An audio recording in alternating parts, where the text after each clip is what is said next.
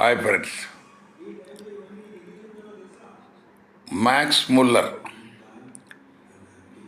అంటే ఈ దేశంలో ఉన్న బ్రాహ్మణులకు వాళ్ళకు నచ్చదు. మనకు ఈ మెకాలే, మ్యాక్స్ ముల్లర్ వాళ్ళిద్దరి మీద వీళ్ళకు చాలా కోపం.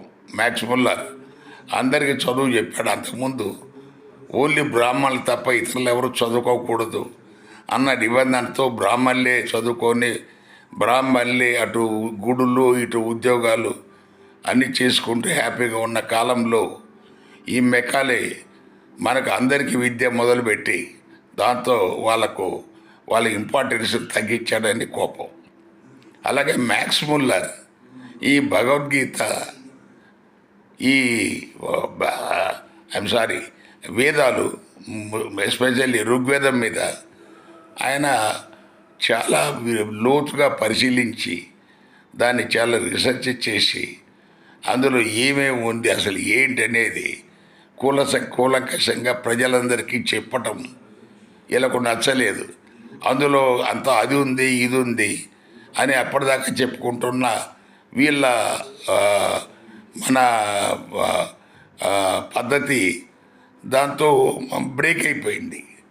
సో అందులో ఏమి ఉందో ఏమి లేదో అనేది మ్యాక్స్ ముల్లర్ మనకు క్లియర్గా మొత్తం ట్రాన్స్లేట్ చేసి ఆయన ఒక పెద్ద భాషా కోవిదుడు. జర్మన్ నుంచి వచ్చాడు.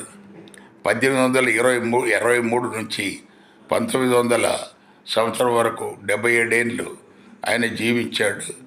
సో ఆయన జీవితకాలంలో ఈ ఆక్స్ఫర్డ్ యూనివర్సిటీలో మొత్తం జీవితకాలంలో అక్కడే ఉన్నాడు. మన ఇండియా ఎప్పుడు రాలేదు ఆయన ఆ కాలంలో ఋగ్వేదం మీద కొన్ని దశాబ్దాలు ఆయన పరిశోధించాడు. ఆయన కంటే పోటుగాడెవడు మన భారతదేశంలో వేదాల మీద అంత రీసెర్చ్ చేసిన వాడు ఎవరు లేరు.